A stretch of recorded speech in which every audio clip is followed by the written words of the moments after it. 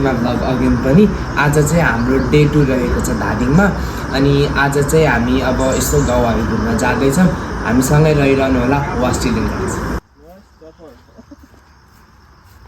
So guys, हामी चाहिँ निस्किसकेको छौँ सुलभको गाउँ डुल्नको लागि अनि यहाँ चाहिँ मकै बारीहरू रहेको छ अनि एकदमै रमाइलो भइरहेको छ।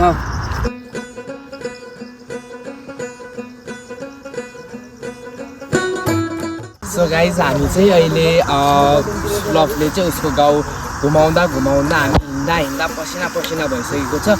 यस्तो पात यस्तो हरियालीमा आइसकेको छ, कस्तो बवाल देखिरहेको छ कि अनि हामीलाई चाहिँ एकदम रमाइलो लागिरहेको छ साथीहरूसँग यसरी कति दिनपछि यसरी टाइम स्पेन्ड गर्दा अनि मेमोरीहरू क्रिएट गर्दा चाहिँ एकदमै नै रमाइलो लागेको छ। No words guys. हजुरहरू भ्यू हेर्न सक्नुहुन्छ, यस्तो बवाल रहेको छ नि। So guys, I'm gonna show you something very much excited. So you can see here, बेल अरे यसको नाम चाहिँ अनि अनेस्टली चाहिँ ढुङ्गाले हानी झारेको रहेछ। को मान्छे भने चाहिँ यो मान्छे रहेको छ होइन, एकदमै के भन्छ त्यसलाई एक्युरेट।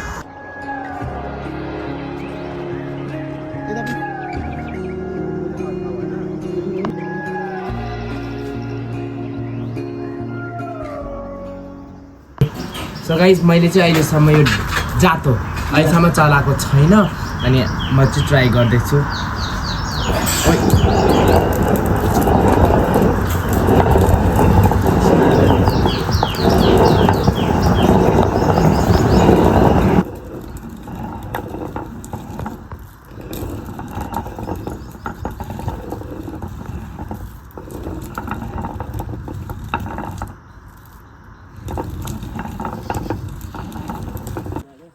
ब्लूबेरी के दाम माथिको पाके हैन यो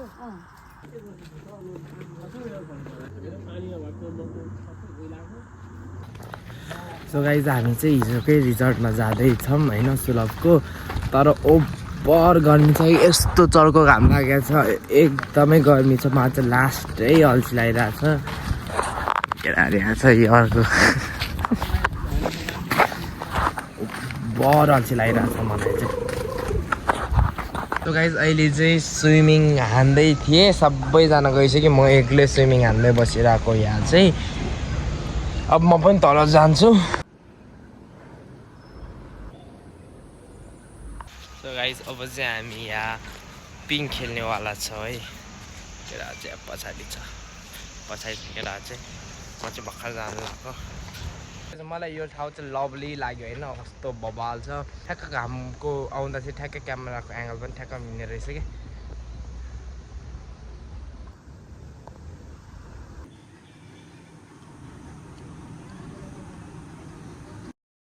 एट दिस पोइन्ट हामी सबैजना केटाहरू चाहिँ ग्रुप बनाएर चाहिँ जोन चामिङ राईको गीत सुन्दै थियौँ।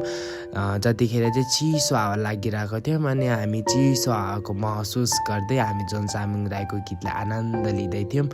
हामी गीतमा यति डुबेको थियौँ कि हामीले हरेक शब्दलाई निहालेर हेऱ्यौँ।